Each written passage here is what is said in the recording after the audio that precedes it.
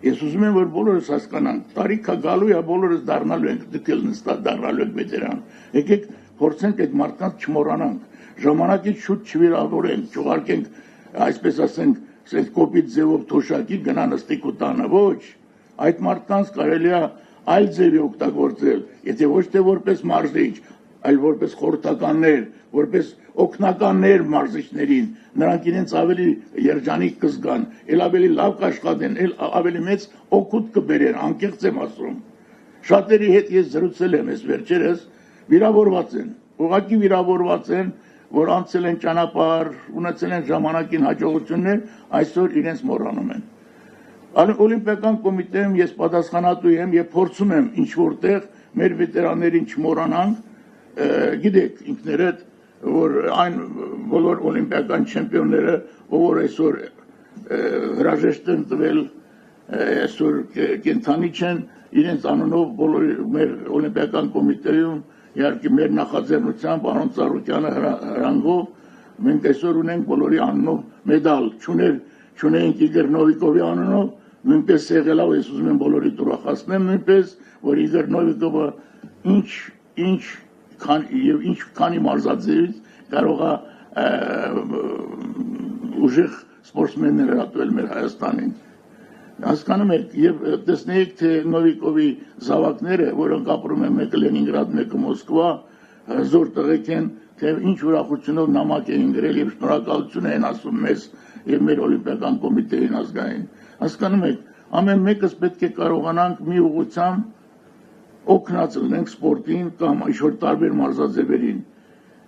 Ֆեդերացիաները իհարկե բոլորը չէ, որ մասնագետ են լինում։ Կարա ֆեդերացիայի նախագահ այդ մարզաձևի մասնագետը չլինի, բայց իր տեղակալները պետք է լինեն ուժեղ մասնագետներ, նույնը որպես սպորտ կոմիտեում ժամանակին կարա որ շատ ժամանակ մենք ինքներս գիտեինք սովետի վաղ, եթե ռայկոմի քարտուղարին գործից հեռացնում էին, բերում էին նախագահ կամ չգիտեմ ում էին բերում, բայց իրենց տեղակալներն էին ուժեղ։ Հələ համատեղ են աշխատել տեղակալներ, Միխայել Սահակյան աշխատել, Բակուր Մարգարիչն աշխատել, շատ մարդիկ են աշխատել, որոնք որ անուն են թողել եւ սպորտում եւ ընդհանրապես։ Դուք ինքներդ էլ գիտեք, ձեր կյանքը ցույց է տվել, որ միշտ չի որ օլիմպիական չեմպիոնները կամ ուժեղ, ասենք, շատ ուժեղ սպորտսմենները, աշխարհի չեմպիոններ, Եվրոպայի չեմպիոններ չեն կարող դառնալ մեծ մարզիչներ, դա էլ է լինում, անկեղծ պետք է լինենք, միշտ չի որ դա բերում են միանգամից, ասենք օլիմպիական չեմպիոնին դնում են հավաքականի գլխավոր մարզիչ։ Մեր դեպքում մի երկու դեպք է եղել, մեկ հենց դրանցից Լևոնն է եղել Ջոֆալակյան, որը լինելով եւ օլիմպիական չեմպիոն եւ դառավ լավ մարզիչ, բայց այդպես շատ քիչ է լինում, դրա համար դուք եք հիմնական այ ստեղծողը ֆեդերացիայի, որ գտնեք այդ մարզիչներին, ապահովեք դրանց աշխատանքով եւ աշխատավարձով։ Ասեցին աշխատավարձի մասին, ես կատեգորիկ կերպով դեմ եմ եւ ասում եմ, որ մարզիչը աշխատի մի քանի տեղ։ Ես կողմ եմ, որ մարզիչը 3 տեղի գումարը ստանա մի տեղից բարձր աշխատավարձ եւ անի իր աշխատանքը։ Այդ դեպքում 3 անգամ լավ կաշխատի այդ մարզիչը, 3 անգամ օգուտ կբերի հայկական սպորտին։ Դա չի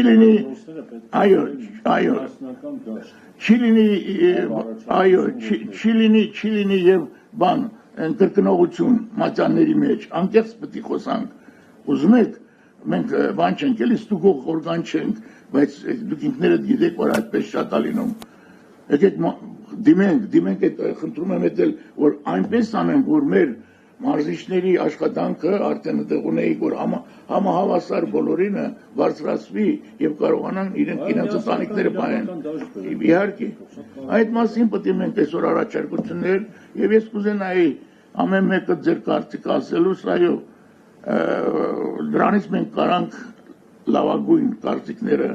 այսինքն գումարենք, դիմենք կառավարությանը անկեղծ լինելով, բայց բոլոր դեպքերում համար մեկ հարցը պետք է լինի, որ մենք այդ 4 նախարարությունից պետք է առանձնանանք, կներեք։ Ինչ եւս մի հարց, որ շատ ժամանակ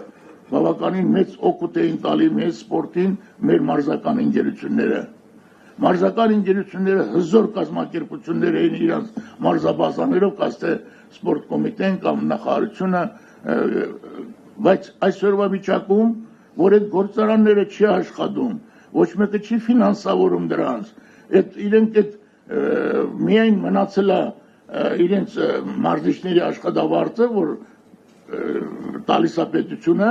մյուս ծախսերը կատարում են այդ կազմակերպությունները, բավականին մեծ գումարներ է, ու չեն մնում դրանք, չեն կարող գոյությունը պաշտպանել իրենց։ Պետք է հիշեմ, եթե չլիներ Ռազմիկ Ստեփանյանը, անկեղծ պետք է ասեմ, Հայաստան մարզական ընկերությունը որ կար, այն ժամանակ ինքը կարողացավ հասնել բանին, որ բոլոր